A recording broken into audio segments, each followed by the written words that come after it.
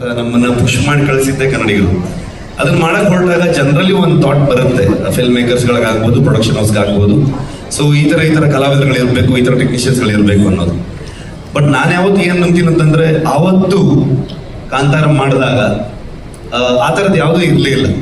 ಆ ಕಾಂತಾರವನ್ನ ಇಷ್ಟು ದೊಡ್ಡ ಮಟ್ಟಕ್ಕೆ ತಗೊಂಡೋಗಿರೋದು ಇದೇ ಜನರು. ಸೊ ಹಾಗಾಗಿ ಆ ಕಥೆ ಏನ್ ಕೇಳುತ್ತೆ, ಅದನ್ನ ಯಾರನ್ನ ಆಯ್ಕೆ ಮಾಡುತ್ತೆ, ಅವ್ರಿಗೆ ಅವಕಾಶ ಕೊಟ್ರೆ ಅಥವಾ ಅವರ ಅಸೋಸಿಯೇಷನ್ ಇಂದ ಅದು ಸಿನಿಮಾಗೆ ಇನ್ನೂ ದೊಡ್ಡ ಕಾಂಟ್ರಿಬ್ಯೂಷನ್ ಆಗತ್ತೆ ಅಂತ ನಾನು ನಂಬ್ತೀನಿ ನಾನು.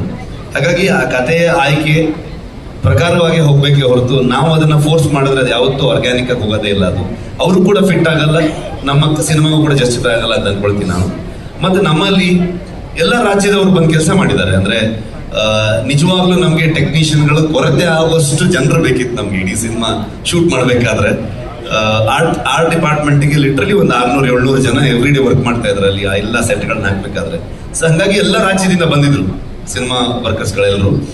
ಸೊ ಅದೇ ರೀತಿ ನಮ್ಮ ಲೋಕಲ್ ಟ್ಯಾಲೆಂಟ್ಗಳು ಹೇಳಂದಿರೋದೇ ನಾವು ನಮ್ಮ ಮಣ್ಣಿನ ಕಥೆಯನ್ನ, ನಮ್ಮ ಮನುಷ್ಯ ಮತ್ತು ಪ್ರಕೃತಿಯ ಸಂಘರ್ಷವನ್ನು ಹೇಳ್ತಾ ಇರುವಂಥದ್ದು.